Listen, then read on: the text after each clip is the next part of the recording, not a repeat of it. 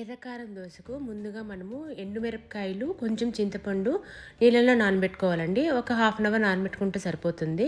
దాన్ని మిక్సీ జార్లో మనము కొంచెం ఎండుమిరపకాయలు, చింతపండు నానబెట్టుకున్నది అండ్ కొంచెం తెల్లగడ్డ అండ్ ఎర్రగడ్డ కొంచెం వేసి ఉప్పు వేసేసి మెత్తగా గ్రైండ్ చేసుకోవాలండి. ఎర్రగా వస్తుంది అది. మెత్తగా గ్రైండ్ చేసుకొని పెట్టుకోవాలి. కడప ఎర్రకారం దోశలో పప్పుల పొడి కూడా వేస్తారండి. దానికి మనకు పుట్నాల పప్పు కొంచెం ఉప్పు వేసుకొని గ్రైండ్ చేసేసుకోవచ్చు. అంతేనండి, సింపుల్గా ఒక దోశ వేసుకొని దాని మీద ఒక బాగా ఎర్రకారం మనకి ఎంత కావాలో అంత, అంటే స్పైసీగా కావాలంటే ఇంకొంచెం ఎక్కువ కారం పూసుకోవచ్చు. పూసుకున్న తర్వాత దాని మీద పప్పుల పొడి బాగా చల్లుకొని తర్వాత బాగా నెయ్యి వేసుకోవాలండి. నెయ్యి వేసేసి మడిచి దోశ టేస్ట్ చేసుకోవచ్చండి. సింపుల్గా ఇలా చేసేసుకోండి. కడప కారం దోశ రెడీ అయిపోతుంది. టేస్టీగా ఉంటుందండి. ఒకసారి మీరు ఇంట్లో ట్రై చేసి చూసుకోండి.